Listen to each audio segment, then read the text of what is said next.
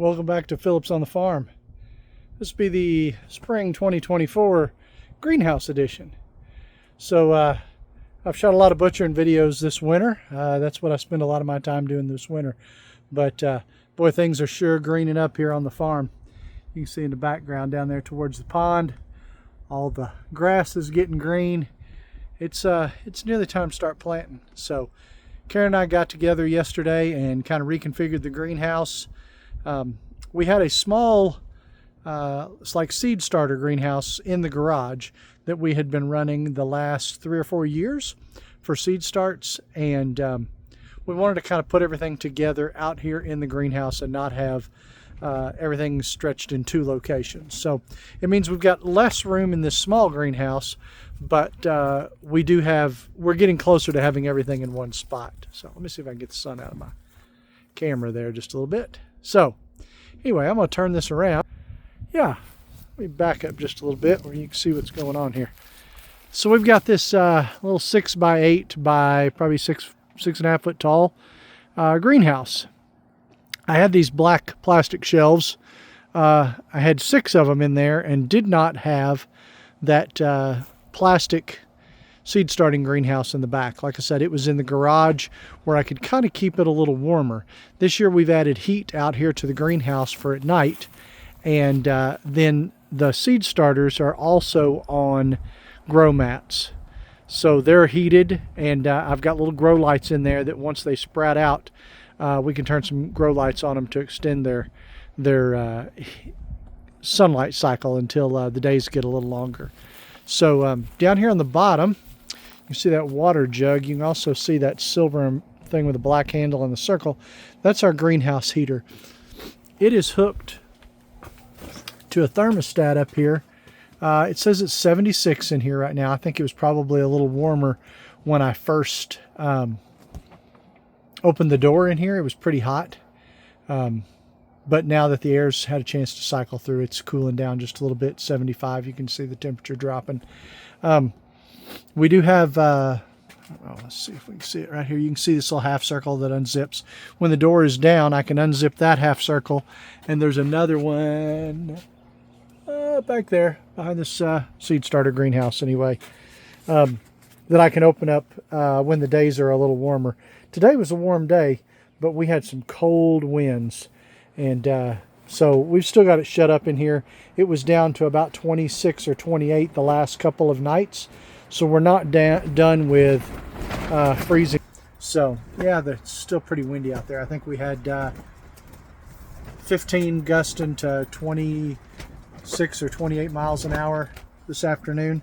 So it's been a really breezy day, which is pretty common for March and April around here in Arkansas. So I just thought I'd show you real quick what we've got planted and what we've got going on. Everything except for what we've got here, we're going to direct sow into the garden, and we won't do that other than the cold weather crops. We'll get the peas started maybe this weekend, and some sugar snaps and a few things like that. We might plant the potatoes here pretty quick. We're going to try sweet potatoes this year. We've tried Irish potatoes and new potatoes and some of the just regular white starch potatoes the last couple of years and haven't had any good luck. I don't know, just not a potato farmer maybe. I don't need to be eating potatoes anyway. They're rough on my blood sugar, and they make my belly big. So we're against that. So, all right, I'm going to pause this for just a second and open up this greenhouse door, and we'll show you what's inside. All right, so what we've got is 3 trays of seed starts. I've got enough room on the bottom for a 4th, but we didn't need it. We didn't actually fill up the last 3 rows in the other one. These are trays from a company called Bootstrap Farmer. We really like them. You can see they've got little dividers, so we can pack them with our own soil.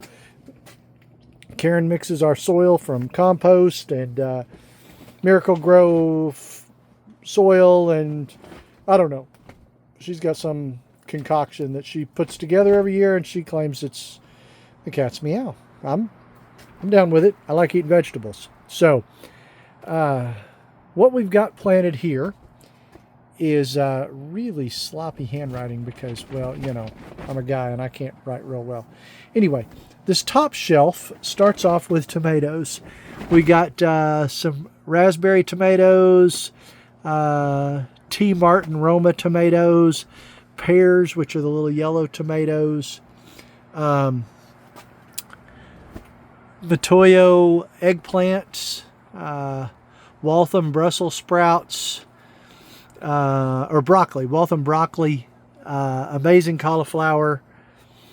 Down here on the next row is Alabama okra, banana peppers, purple bells.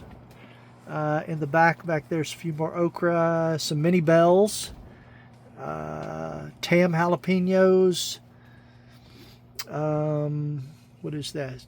I'm not sure how to pronounce that word. Ankuzen cabbage.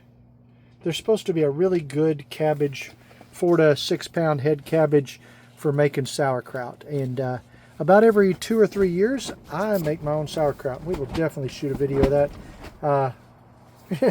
Probably 3 months from now when we've got big cabbage. Anyway, so you can see I got 4 rows of 6. That's 24 of those cabbages. It'll take close to that to make a crock of cabbage. Then down here at the bottom, I've got giant cabbage. They're supposed to be 17 to 40 pounds.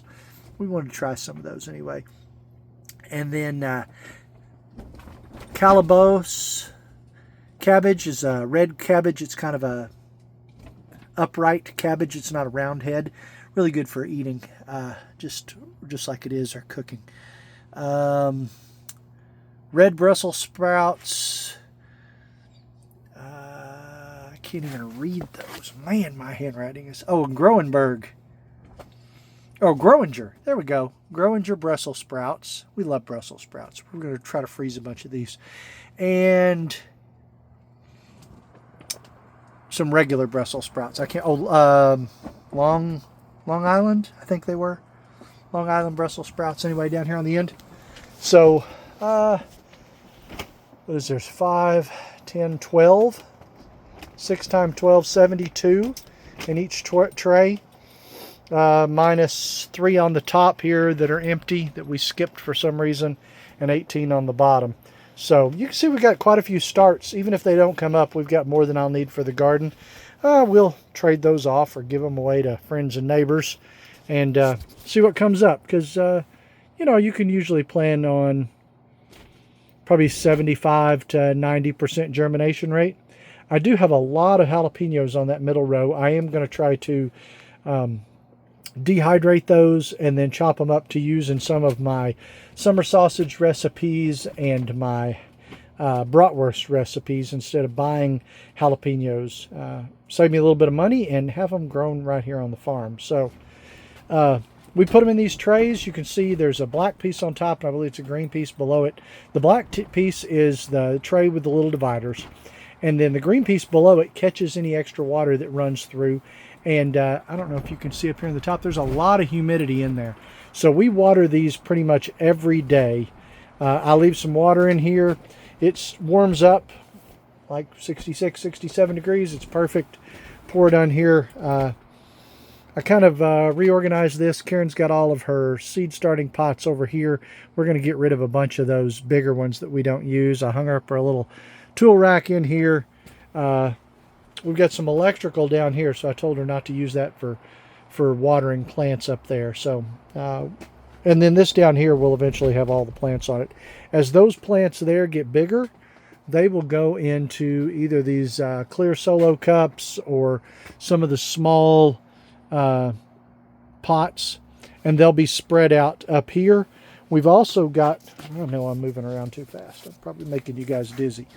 Anyway, down here in these trays, we do have some with some bigger dividers somewhere.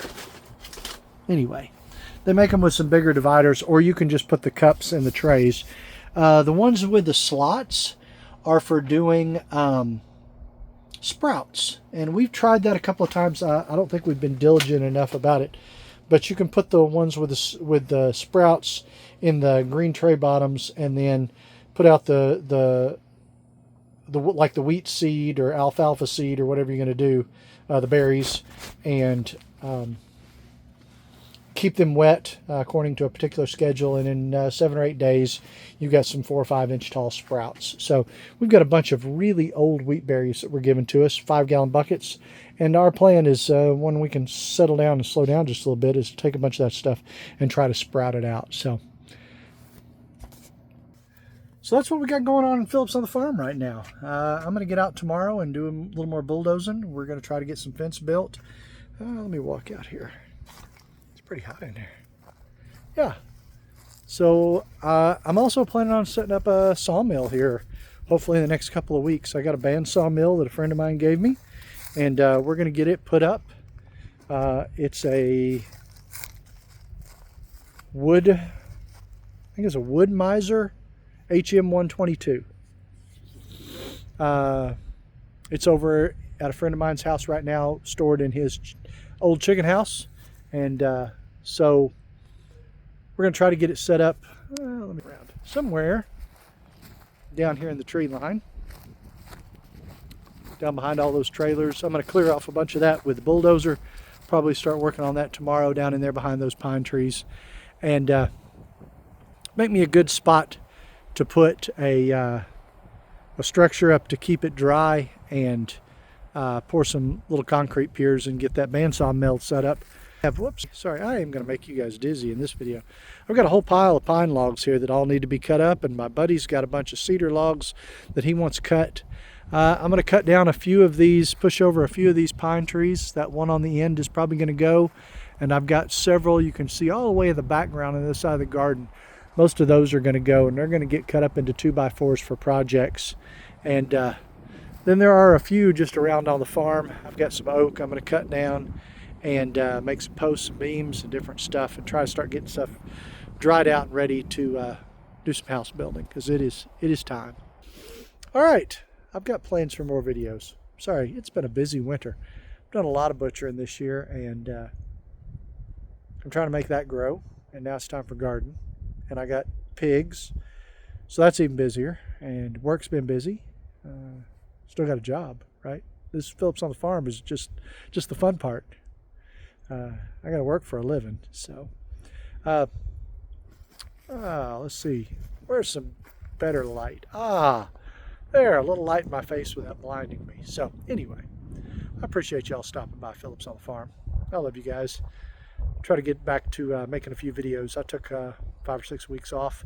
We had a bunch in the backlog, and we've cleared all those out. I still plan on doing a bunch of kid stories videos, and now I've got chickens getting over in the greenhouse. So y'all stop by Phillips on the Farm YouTube channel. Give me a thumbs up, make a comment. Please subscribe to the channel. That really helps me. I really appreciate it when you guys do that. Take a few minutes and subscribe to the channel. I'm still working on some merchandise. I've tried a couple of places and they're too expensive. I don't want to sell you guys $40 shirts. That's ridiculous. So I'm still working on that. I hadn't really posted anything to Instagram. There's no traction over there. So right now it's Facebook, Phillips on the Farm, and I still got a Gmail account. If you've got any questions, want to get a hold of me, it's Phillips on the Farm, all one word, at gmail.com. So we appreciate you guys. Love you. God bless. Thanks for stopping by Phillips on the Farm.